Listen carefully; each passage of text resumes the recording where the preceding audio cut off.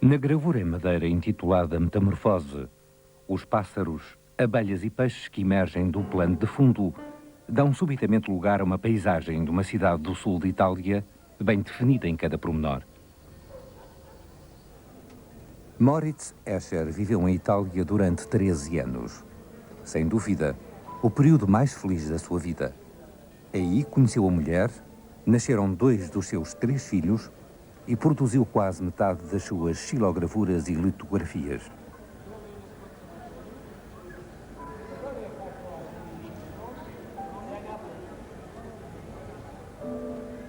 Sempre que precisava de uma paisagem, rua ou edifício para uma das suas gravuras posteriores, recorria a um dos esboços desse período. À sua maneira, conseguiu tirar partido da incessante nostalgia pelos anos passados em Itália.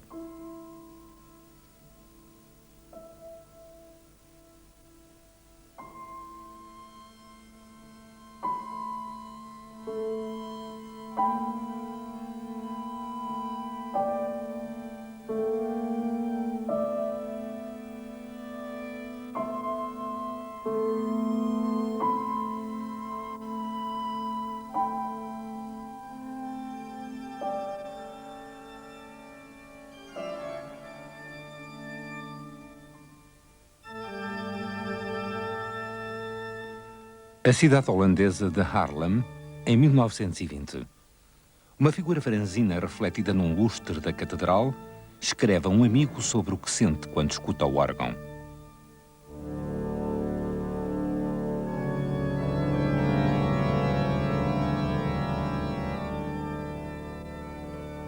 De súbito, uma rajada de vento perpassa pelos tubos do órgão e uma voz atroadora proclama a glória de Deus. Então, o jovem fica deitado de costas sobre as lajes frias, as grandes lajes frias, enquanto o vento sopra e a voz brada. As colunas da igreja não suportam o som mais que ele.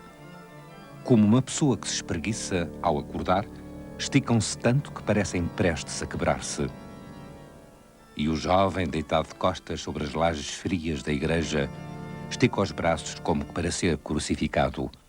E sobre si, vê as colunas inclinadas e ondulantes. O órgão torna-se muito maior, os tubos estendendo-se da terra ao céu, e o rapaz sente um vento tão forte que se eleva das pedras e voa para o firmamento por entre as colunas oscilantes.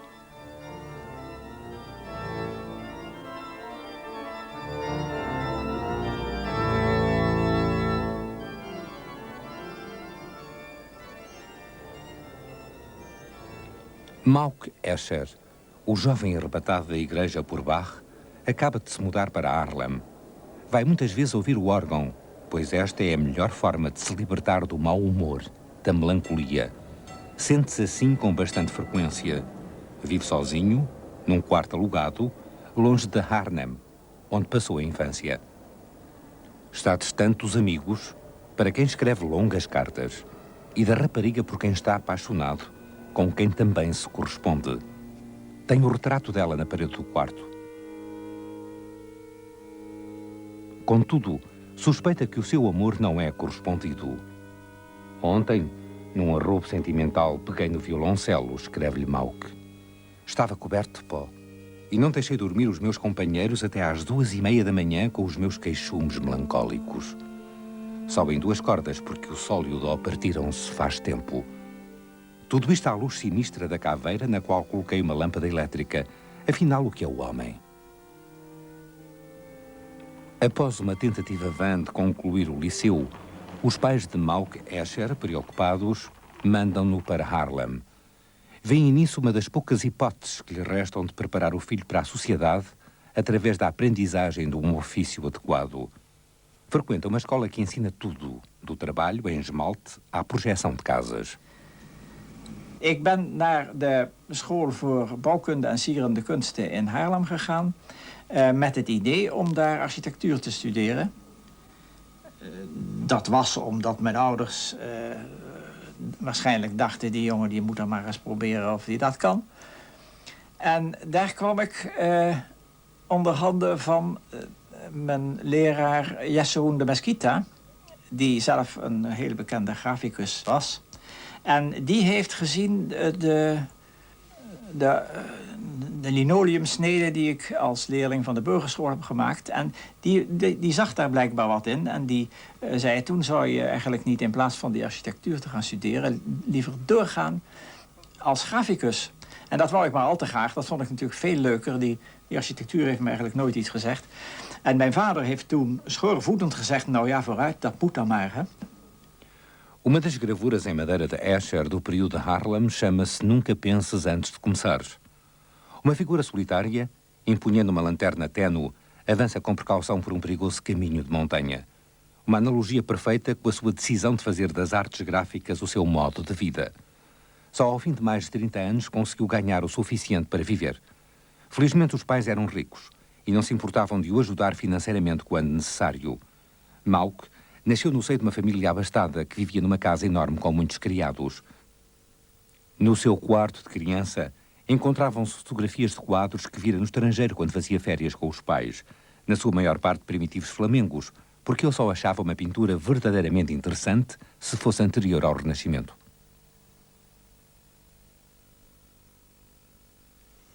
Op de burgerschool in Arnhem, waar ik was, daar was de tekenles voor mij ver weg het prettigste van alles. Ik vond die school afschuwelijk. Behalve de tekenles, dat was een soort van verademing. Maar dat wil niet zeggen dat ik een uitzonderlijk goede tekenleerling was. Ik kon het wel betrekkelijk goed, maar helemaal niet uitzonderlijk. Ik geloof dat ik op mijn eindexamen een 7 heb gehaald.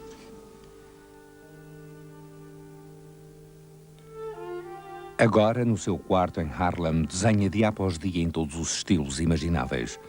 Executa trabalhos pedidos pelos professores, assim como ideias próprias que lhe vêm à cabeça e muitas vezes o levam ao desespero. Tenho monte de tralha a rodopiar na cabeça da maior confusão. Comenta ele enquanto se esforça por elaborar desenho.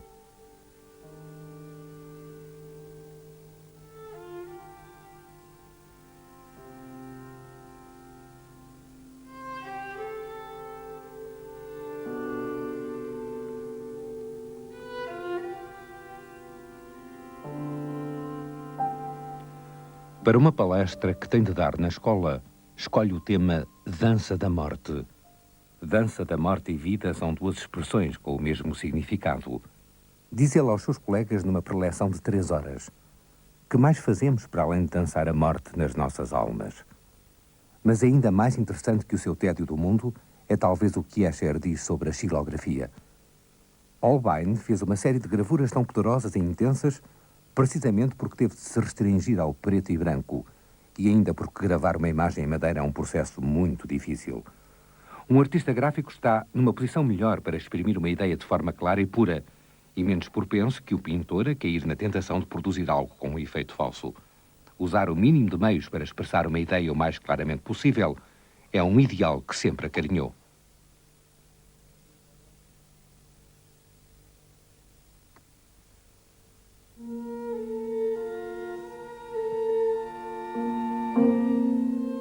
Numa carta que escreveu a um dos seus amigos de Arnhem, pode ver-se como o preocupa exprimir uma ideia ou contar uma história. Quando vinha para casa ao domingo à noite, diz ele, vi subitamente uma magnífica fila de árvores ao luar, em que nunca reparara antes.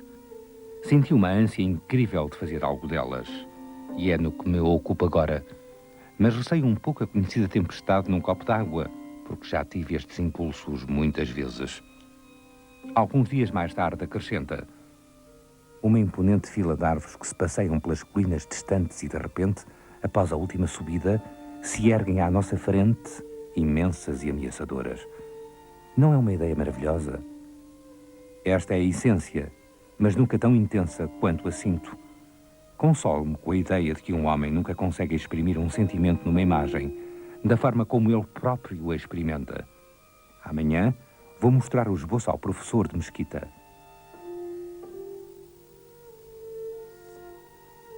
Em 1922, Mauck completa os estudos na Escola de Artes Decorativas e Arquitetura. Maurits Escher é um bom artista gráfico, escreve o diretor na avaliação final. Mas falta-lhe a verdadeira índole artística. O trabalho dele é demasiado racional. Não é suficientemente emotivo ou lírico. Uma conclusão não muito animadora para partir para o mundo, principalmente tendo a sua amada acabado de lhe manifestar o seu desinteresse. Contudo, como todos os românticos, felizmente Escher sabe onde encontrar o paraíso. Itália. Passara lá algumas férias com os pais e ficara profundamente impressionado com a sua beleza natural. Devia permanecer aqui meses para compreender as arrebatadas colinas ondulantes e vegetação exuberante. Escreveu ele aos amigos. Deliciam-me de tal forma na contemplação das cidades com os seus extravagantes palácios, igrejas, mosaicos e frescos, que receio que o meu estômago não aguente.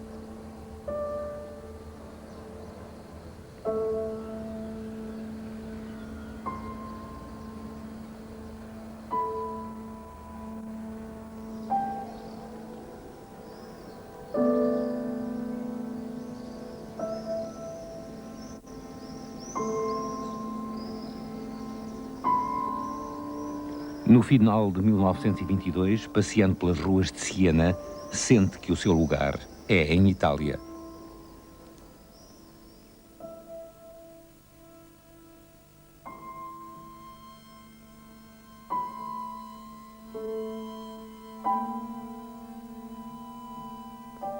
Se a felicidade de uma pessoa dependesse do local onde vive, ficaria em Siena para sempre, confessa ele.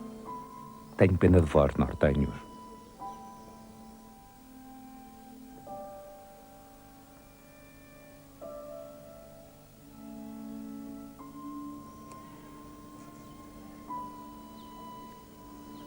Temendo que a sua mente não aguenta a nova atmosfera em que agora vive e as enormes surpresas e incomparáveis humores com que este local abençoado presenteia todos os dias, desenha, faz gravuras em madeira e escreve uma carta após a outra.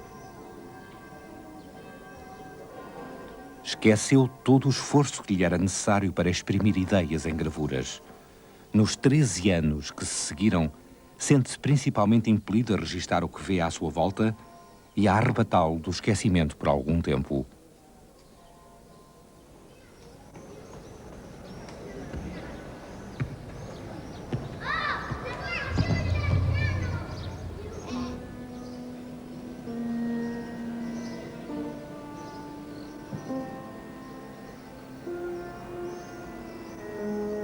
Luta contra pequenas fraquezas humanas.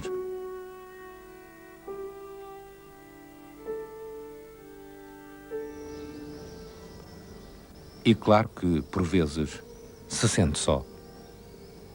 Era fantástico se pudéssemos conversar outra vez, diz ele a um amigo, sobre coisas do dia-a-dia, sobre Arnhem e Haarlem, sobre sexo, vida com V maiúsculo, ruína e perdição, Landru, dadaísmo e outras coisas mais.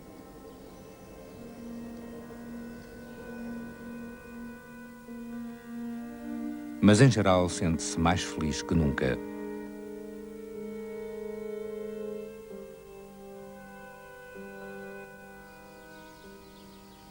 Uns meses mais tarde, escreve da estância de férias de Ravello, na costa sul italiana. Estou a trabalhar bastante.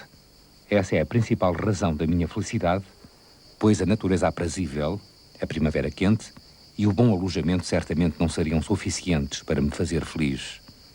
Deixei a xilografia em Siena. Os meus desenhos servem apenas como diário, para que mais tarde possa recordar o que vi aqui e ver ainda melhor o que agora vejo. Por vezes, o seu entusiasmo é tal que começa a cantar para as flores que está a desenhar. E no livro de hóspedes do hotel declara que o sangue holandês só esporadicamente lhe corre nas veias, devido a todo o tipo de influências estrangeiras. Parecia sentir-se uma pessoa diferente e sublinhou o facto deixando crescer a barba e anotando-o solenemente no seu diário.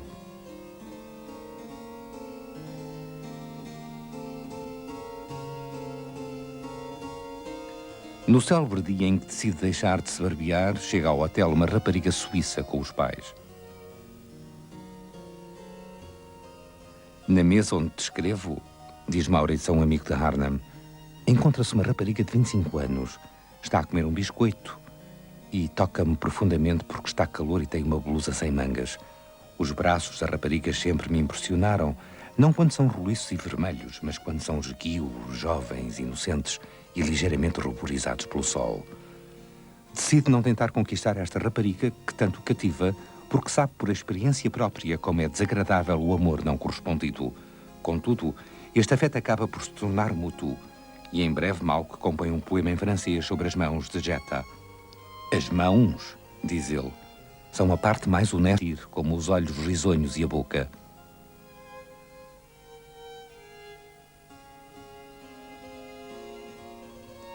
Quando a família Umiker regressa à casa, continuam a escrever um ao outro. Parece não haver ainda grande intimidade. E só ao fim da 4ª tentativa, Escher consegue escrever: Querida Jetta.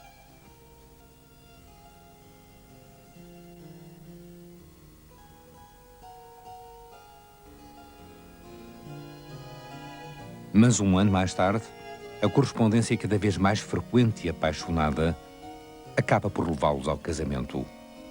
O casal muda-se para Roma. Como que para registar a sua felicidade, Escher faz uma série de gravuras em madeira sobre a criação, terminando com um idílico Adão e Eva no jardim do Éden.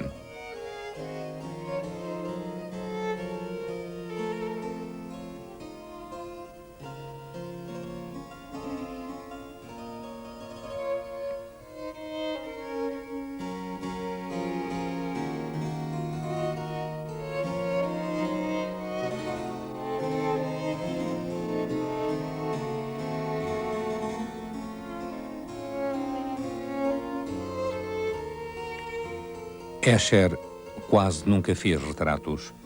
Não se sentia à vontade quando posavam para ele. Mas é claro que isso não se aplicava à Jetta.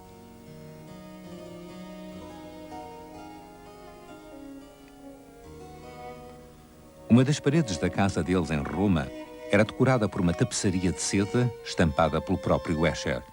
Cães dourados, brancos e pretos, dispostos engenhosamente como um puzzle. Um jogo divertido, ao qual por vezes se entrega depois do período de Harlem. Mas constituem experiências isoladas. No que considera o seu verdadeiro trabalho, dedica-se às paisagens italianas.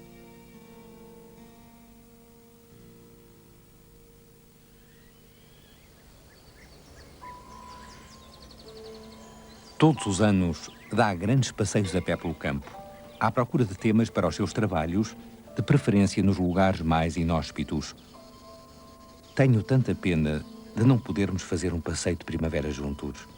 Escreve ele a um dos seus amigos de juventude. Habituei-me a fazer sempre uma grande caminhada na primavera para refrescar o corpo e o espírito e arranjar inspiração para os meses que se seguem.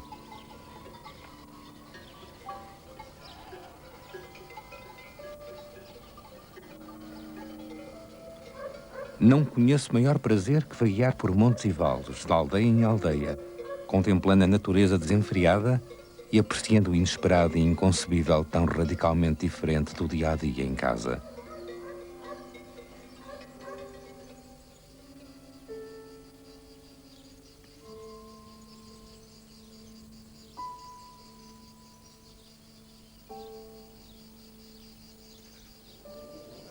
As coisas mais desagradáveis, como uma cama crivada de percevejos ou comida de qualidade inferior, parecem ser não só uma das condições, mas antes parte do prazer.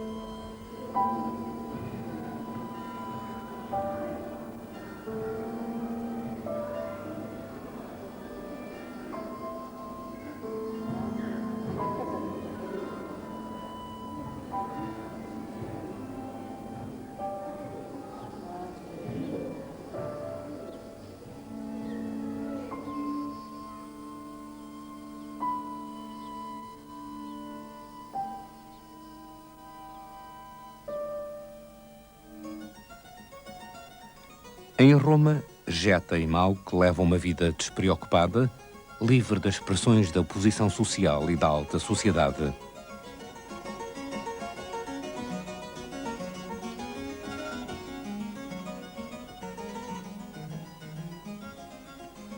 Uma gravura como a Torre de Babel parece ser feita principalmente para lançar um olhar perplexo sobre a agitação humana que se desenvolve cá embaixo.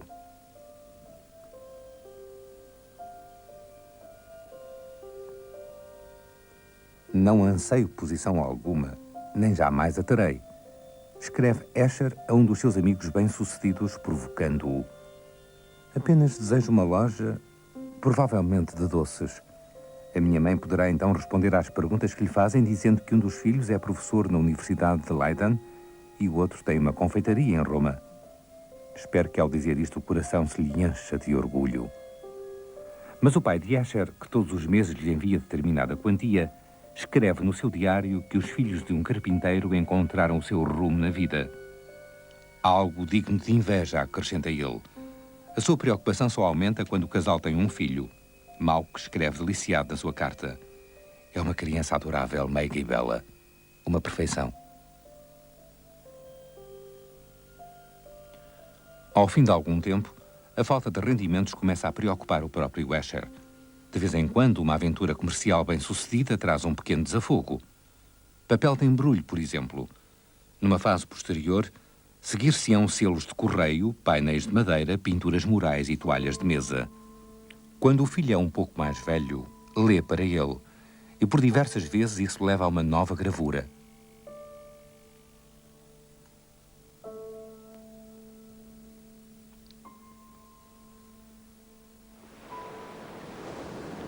A sua principal fonte de inspiração, contudo, continua a ser Itália.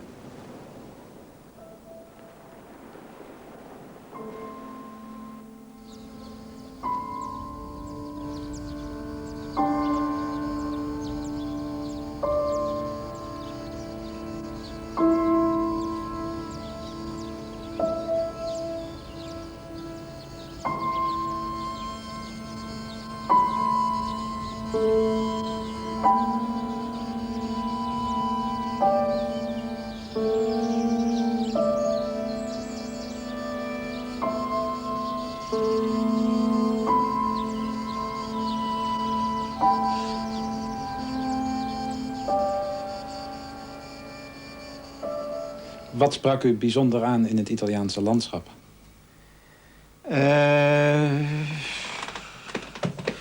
Ja, dat is moeilijk te vertellen. Het Zuid-Italiaanse landschap interesseerde mij hoofdzakelijk. Niet zozeer het Italiaanse landschap in het algemeen, maar de Moorse invloeden, die broodjesdaken bijvoorbeeld. Samen met rotspartijen was dat boeiend. Waarom? Ja, dat weet ik niet. Het heeft niks met renaissance te maken of met barok. Ik heb in Rome gewoond, 12 jaar. En de architectuur van Rome op zichzelf heeft me nooit eigenlijk veel gezegd. Omdat die veel te renaissancistisch en te barok was.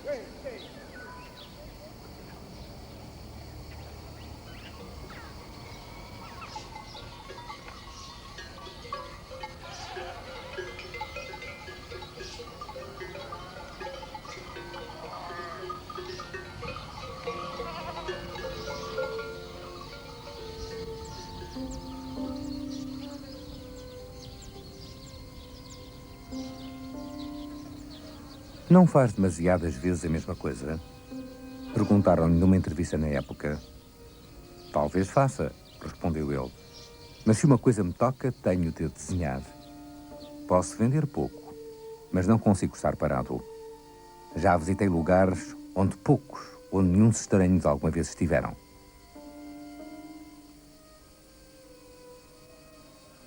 Um desses locais é Gangui, onde alguns rapazes de rua o persuadem a entrar na cripta da igreja de São Nicolau. Nos nichos dispostos numa parede, encontram cerca de 100 corpos de sacerdotes mumificados. E enquanto os rapazes atiram os chapéus dos padres uns aos outros, Escher desenha o que resta do que outrora foram pessoas. Na litografia final, põe de parte a história da vida dos sacerdotes, escrita em forma de soneto e suspensa numa moldura sobre as várias cabeças. A substituí-la estão as palavras Ite missa es, a última frase de cada missa. O resto é silêncio.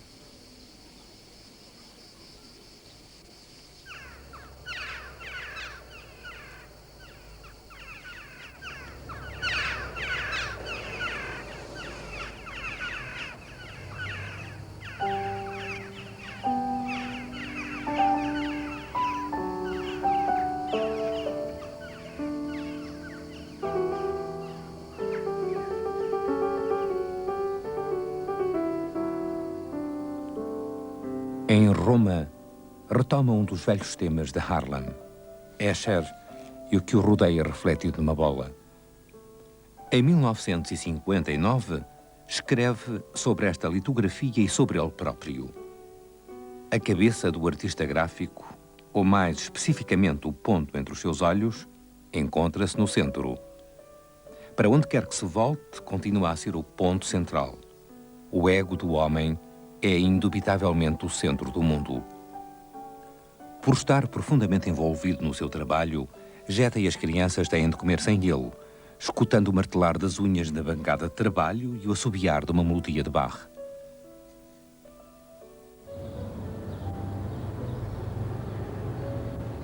A cidade onde vive, Roma, nunca inspirou Escher.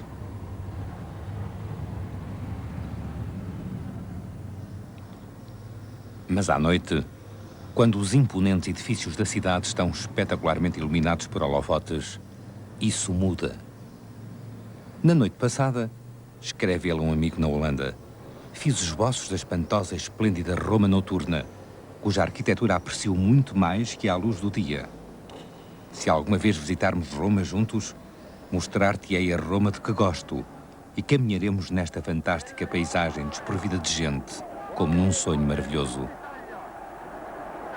Mas esta paisagem fantástica era iluminada pelo regime fascista com o objetivo específico de a encher de multidões.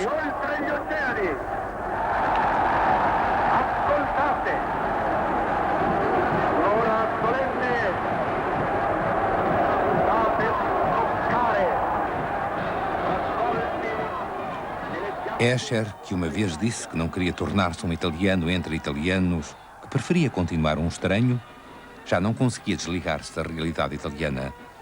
O filho mais velho tem de participar em desfiles envergando o uniforme fascista. Após 13 anos, era chegada a altura de abandonar Itália. Depois da família se mudar para a Suíça, Escher olha à sua volta e mergulha numa tristeza profunda. No inverno de 35-36, escreve ele mais tarde, estávamos nas montanhas suíças, naquela horrível brancura de neve. Odeio a mortalha branca que cobre a terra. Os filhos estavam a divertir-se imenso. Mas onde é que ele ia buscar inspiração? Pela primeira vez desanimado, copia o trabalho de outra pessoa. Talvez não fosse por acaso que escolhesse a visão do inferno de Hieronymus Bosch. Ou então não conseguia dormir, tentando imaginar como representar a música de Bach graficamente.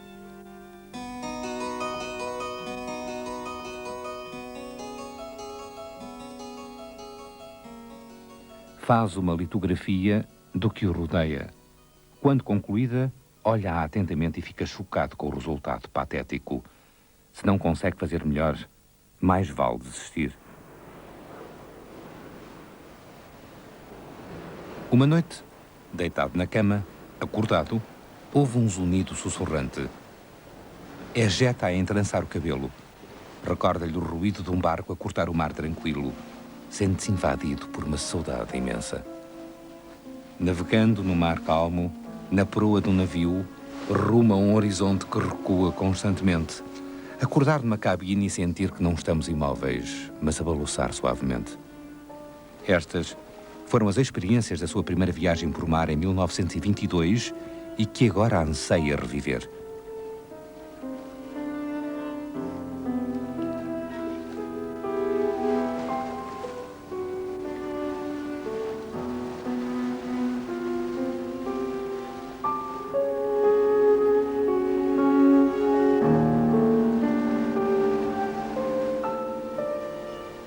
A troco de algumas gravuras, ele e Jeta têm permissão para viajar em cargueiros italianos. De vez em quando desembarcam. Por exemplo, na desolada Espanha, onde 2 meses mais tarde arrebenta a Guerra Civil.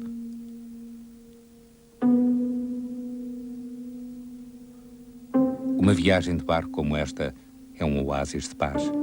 Escreve ele, chocado, depois de regressar ao navio. Os europeus estão condenados a afundarem-se lenta, mas inflexivelmente, no lamaçal. Todas as tentativas para se salvarem são vãs. Afundam-se cada vez mais. Para onde quer que olhemos em todo o mundo, não vemos senão desgraça. E a ameaça de guerra, ruína e revolução cresce por toda a parte. O espectador objetivo e imparcial não tem esperança num futuro melhor.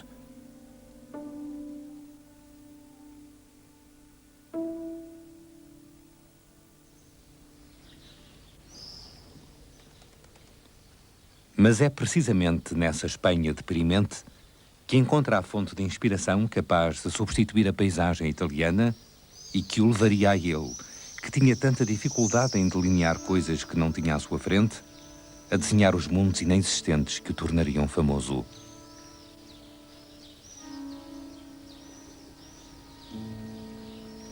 Foi em Espanha, como ele diz mais tarde, que os olhos se lhe abriram.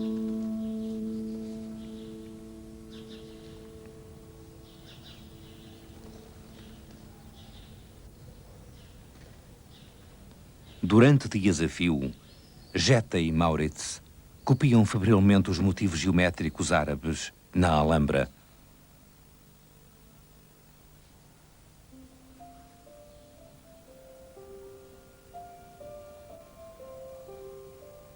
A geometria artística e grande complexidade dos desenhos já impressionara Escher numa visita anterior. Mas agora é óbvio que vê algo mais neles. Os padrões dão-lhe a sensação de algo ancestral e eterno. Cada um deles repete-se incessantemente numa espécie de universo a 2 dimensões.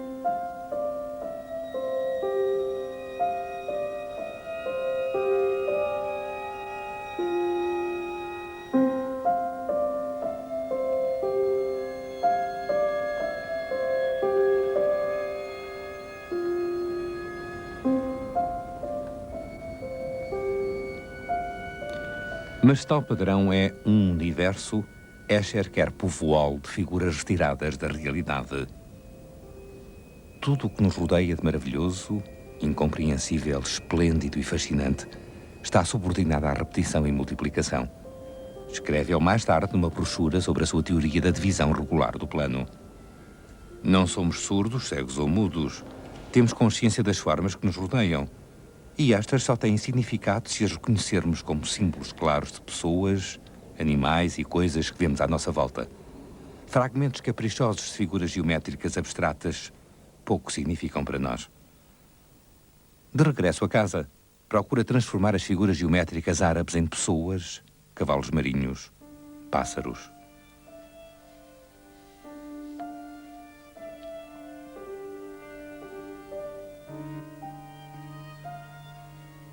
Mostra as suas tentativas ao irmão, professor de geologia, que o aconselha a ler uns artigos escritos por cristalógrafos. Dedicam-se às mesmas coisas que tu. É uma revelação.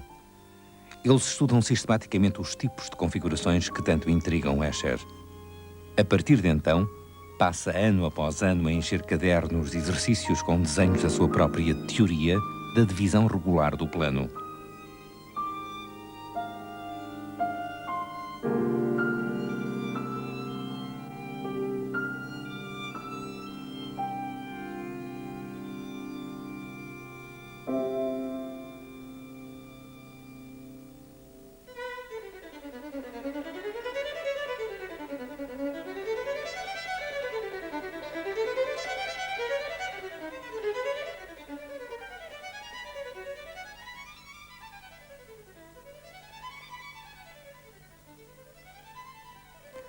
Até à morte, utiliza o seu sistema para dispor uma quantidade espantosa de peixes, rãs, pássaros e lagartos em mosaicos. Isto mostra como ele se sentia fascinado por este jogo com figuras diferentes que nunca se conseguem ver realmente ao mesmo tempo, porque uma é o plano de fundo da outra.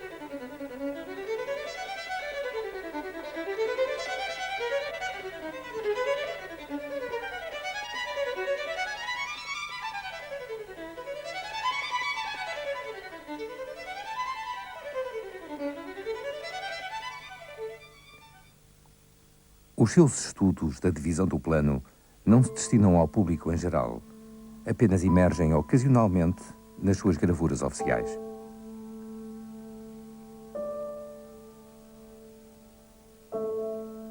A primeira é desenvolvimento, logo seguida de dia e noite.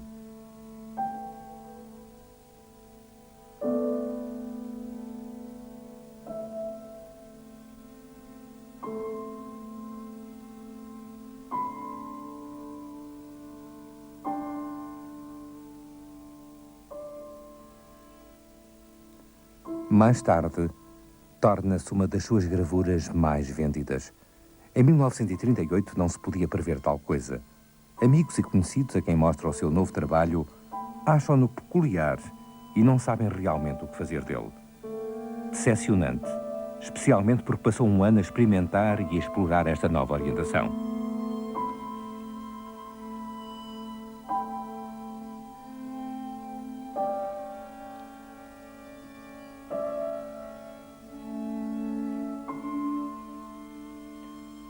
Felizmente, o antigo professor de Mesquita demonstra entusiasmo. Escher, que se mudou da Suíça para Bruxelas, visita-o regularmente.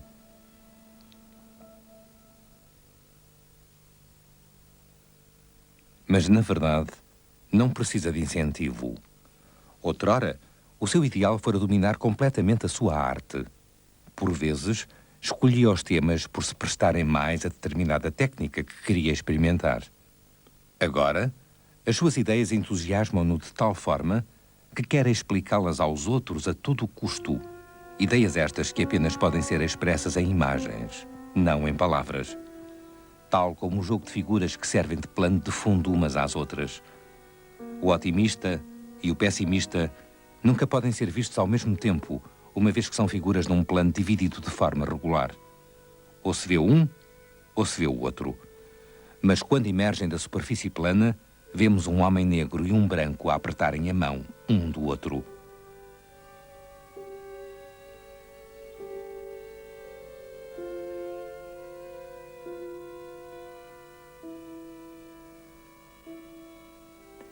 Escher entrega-se ao trabalho com mais entusiasmo que nunca.